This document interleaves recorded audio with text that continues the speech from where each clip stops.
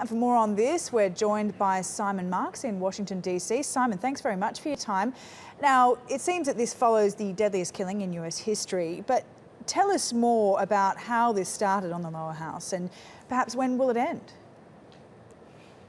Well, Democrats insist that this sit-in, with its echoes of the civil rights era, was a spontaneous idea led by Congressman John Lewis, who himself participated in the historic sit-ins to demand civil rights back in the 1960s. They say it's simply an expression of frustration with the fact that the Republicans will not even bring legislation on gun control to the floor for a vote. And so we've seen these extraordinary scenes with Democrats literally occupying the House of Representatives, sitting on the floor at the front, their legs crossed, refusing to move, and trying to avoid cooperation late last night with the Republicans as they tried to get a bit of congressional business done. How long can this last? Well, the Democrats at this point could stay there for as long as they want. We're now into the 20th hour of this sit-in. The Republicans have all left the House of Representatives. The House is formally now in recess until July the 5th. So if the Democrats want to sit there and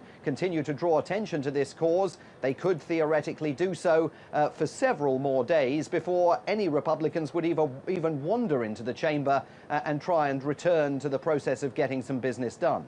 So how necessary was this stand then? And given that the Republicans seem to have no plan to bring the legislation up for vote, what else is the Democrats' strategy here, do you think?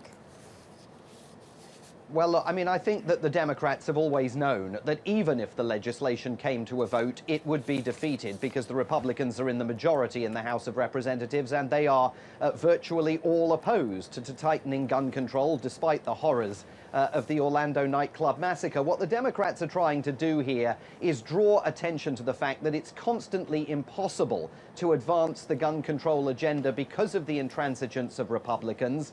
They are trying to force the Republicans to go on the record with a vote that we now know isn't going to take place, so that later on they'll be able to point to that voting record and say, see, all these Republicans were on the wrong side of history. The Republicans, though, point at the Democrats and say, well, you and Barack Obama had full control of the House and the Senate back in 2009, and you didn't do anything to advance the cause of gun control. You've come to this party rather late. All right, OK, Simon, thanks very much for your remarks there. Simon Marks in Washington, D.C. for us.